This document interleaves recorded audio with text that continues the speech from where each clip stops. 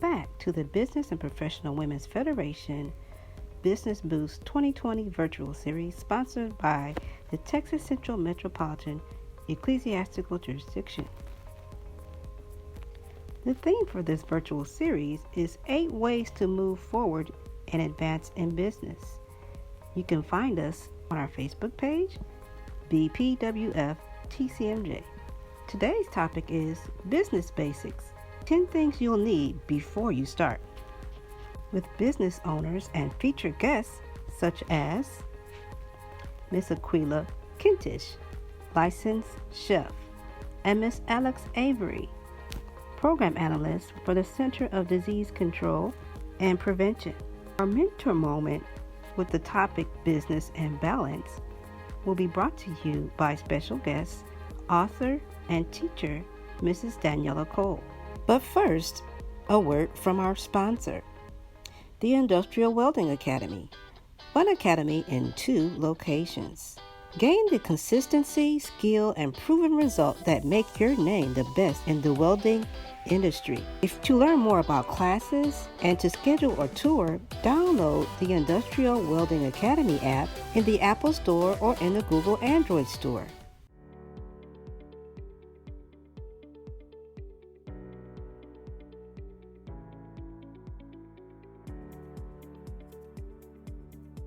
My name is Aquila Kentish. I'm 27 years old. I am the food truck manager as well as the general manager for Jamaica Me Hungry Food Truck and Catering Company, and my salary varies. We started off in 2012 as just like a personal chef in small party events company, and we got our first truck on the road 2015, opened up our first restaurant in 2016, and now we're here. We have 2 trucks, 2 food trucks, a catering van, a restaurant, and we're working on growing and expanding some more. So my current role here at Jamaica Me Hungry, I am really pretty much in charge of running the food truck itself. So making sure that we have what we need on the food truck, everything from the paper supplies to the food, making sure that we have staffing for the truck, knowing where the truck is going, how to get it there, making sure the truck is always clean, inside and out, managing the staff, putting together the schedules, scheduling our prep time in the kitchen, ordering food that we need to have done for prep, coming here to cook the food, which I do a little bit less of that now because I'm trying to really grab a hold on the trucks. And of course, driving the trucks. So my job is to take the trucks out and make sure that they're not getting scratched and crashed and nobody's getting hit. If you're managing a food truck, you have to have a peddler's license. So there has to be a peddler's license for each person. So right now, at first we had 1 truck, so we only needed 1 peddler's license. So only Ernie had the license. But now we have 2 trucks, so we have to have 2 peddler's license. So he and I both have 1 now. You have to have a ServSafe certification, and you also have to have an allergen certification. ServSafe is just all about food safety handling. And then the allergen certificate is how to deal with people with specific dietary food allergies or dietary restrictions. My rent, I'm very lucky that I get to rent my dad's property, so the rent is about $1,000 a month. Gas and electric is about $30 a month. I don't pay for cable, and I use my dad's Wi-Fi, so I don't have to pay for internet either. And that's simply because I don't watch TV very much, and I don't have the time for it even if I did want to. And my phone is only $30 a month. Probably one of my biggest expenses aside from rent is my car. So with the payment of the car payment, the insurance and gas, that runs me about $325 a month. For my student loans, I just try to put down as much as I can to help pay it off. So I pay between about $100 to $300 or even more per month. I eat a lot of food at work, so it keeps my food costs down to about $200 a month. And I also eat food for my dad, which is helpful. And then I spend about $200 a month on my grandmother to help her, just to help her out with some of her expenses. And then restaurants and entertainment, I try not to do that as much. It kind of adds just more extra to my food costs. So at restaurants, probably about $100 a month. For my savings, I try to save about $300 per check, just to keep on top of my goals, but that can vary a little bit. So I don't save from the bottom. I don't just spend and then save. I like to save first and then spend, because I just look at myself and my finances as another bill that I have to pay, but it's my top priority bill because there's no creditor that's gonna come and knock on my door and bother me like my own head.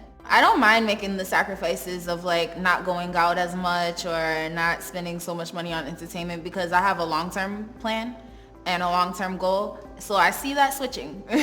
So I see a lot of my friends, or people that I know and just in life in general, just like kind of doing what I think is just backwards or the opposite way. They're spending all their money now and having fun now because they're young. Me, I'm young and I have the energy to work. So I just want to work and make my money. And then when I don't have as much energy or when I don't feel like it anymore, then I want to enjoy. If you're looking for HR consulting services, look no further. The Crowder HR consulting firm is your one-stop shop. They provide solutions in several types of employment relationships, such as contract to hire, long-term and short-term projects, or direct placement. With over 20 years of experience, this firm will increase your competitive advantage, and they always have sustainable results. So call Crowder HR Consulting Firm today at 832-738-9184. That's Crowder HR Consulting Firm, 832-738-9184. And now our special guest, Miss Alex Avery, on how she paid for college and how to cancel your college debt. My name is Alexis Avery. I'm a management and program analyst at the Centers for Disease Control and Prevention, and I'm 26 years old, and I make $77,000 a year. In undergraduate school, I was a resident assistant, which is known as an RA. A lot of people are like hesitant towards being an RA, but it was honestly one of the best experiences of my life. A lot of my residents, they're still my friends, but I still call them my residents, even though we're totally friends now. So I was able to fund undergraduate school through scholarships and beauty pageants, some scholarships with studying abroad, and then being a resident assistant as well, which paid for all of my housing the last year and a half that I was in undergraduate school. And then also the Hope Scholarship. I did get some scholarships, so I'm very appreciative for that, but I still wish that I went that extra mile and did even more. I know sometimes when I was a student, I would see essays and I would just be like, that's a lot, or 10-page essays or such, but one, you never know what you can get from that scholarship, because if you find one scholarship that you're interested in, just write the essay and do it. And then also later on, you never know when that can help you for another essay as well.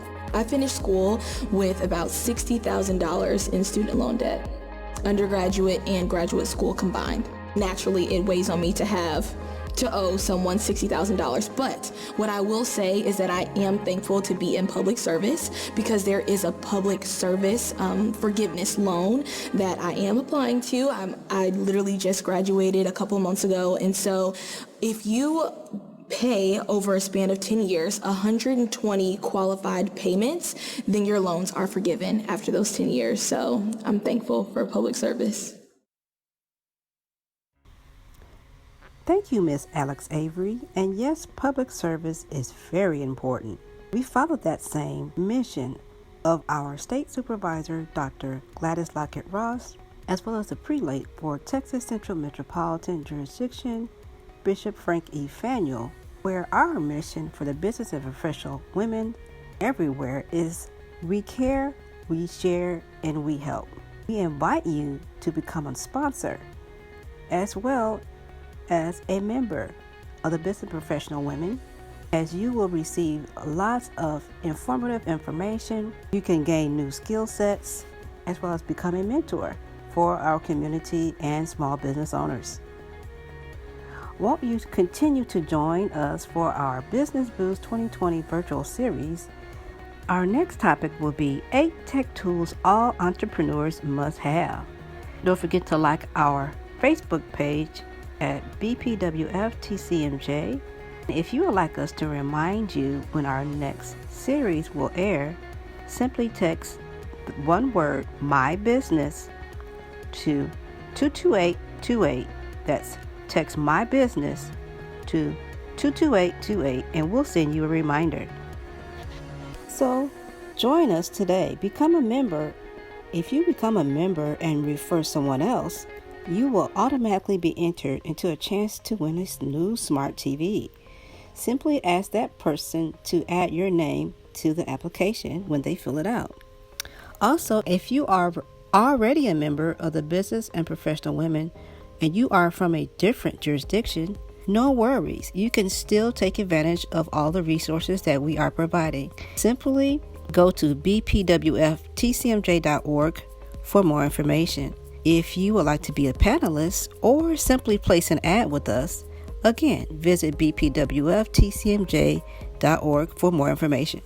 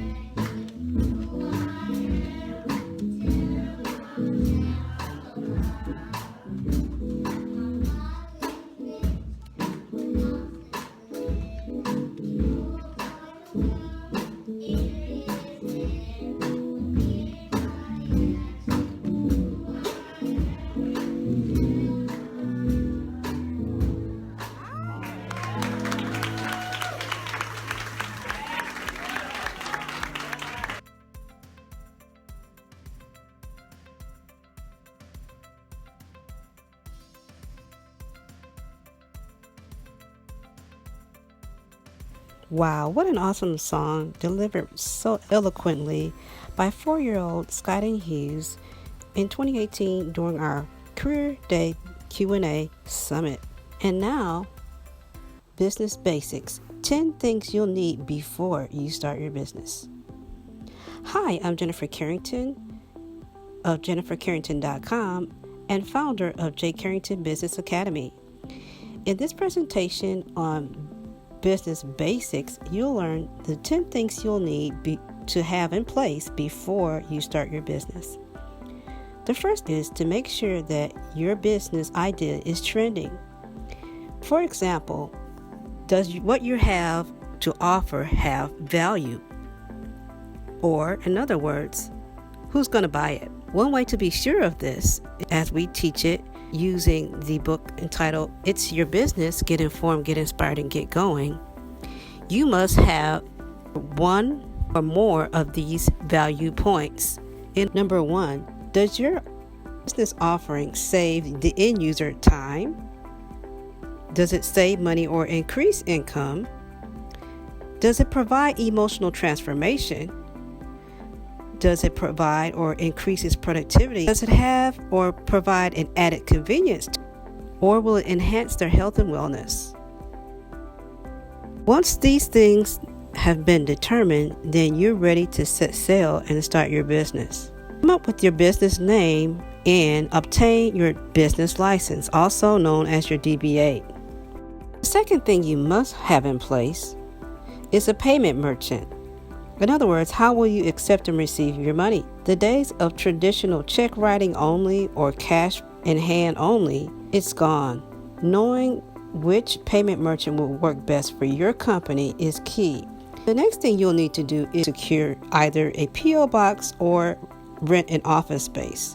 Business Professional Women, TCMJ, will work hand in hand with you to ensure that if you sign up with us, we'll provide resources for you to rent a fully furnished office no matter what state you are located in.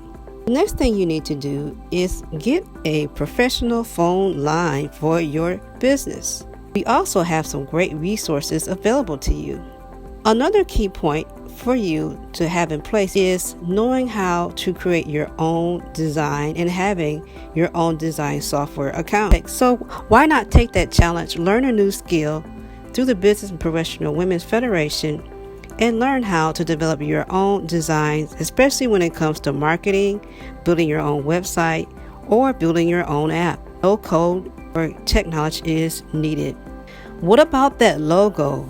Making sure that as soon as your end user sees that logo, they know that they're going to expect high quality service. So having that nice crisp logo that represents you well is also very essential. What about social media? Yes, everyone is hanging out on social media, young, old, experienced, and non-experienced. So make sure you meet them where they are. Right, make sure you have all of your social media platforms created and make sure that they represent you well. Another important thing to know is when to hire an accountant or at least have a professional business tax guide. The Business Professional Women's Federation for TCMJ can assist you with that resource as well. This is a very important step that a lot of business owners, beginners, and experienced forget to do. And that is to always have a mentor or an experienced accountability partner. This person is a person that you can rely on that will tell you the truth and has already walked the path that you're trying to go. Become a member of the Business Professional Women's Federation as a mentor, accountability partner, or to seek a mentor or accountability partner for your own business. Last but not least, make sure that you consider your deliverable. That simply means know how you will deliver your service. Whether or not you're going to deliver it using videos, using green screen, using a podcast, selling online and through an online store. Use the deliverable that will work for you and be convenient for your audience. Tune in for our next session on next week as we will be discussing 8 tech tools that every entrepreneur must have.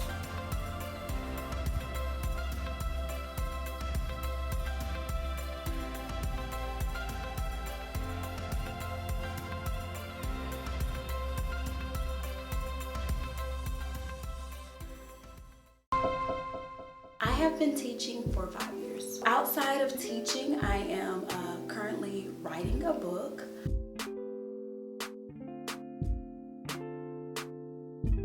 All of my kids are totally different, which I think every mother would say that.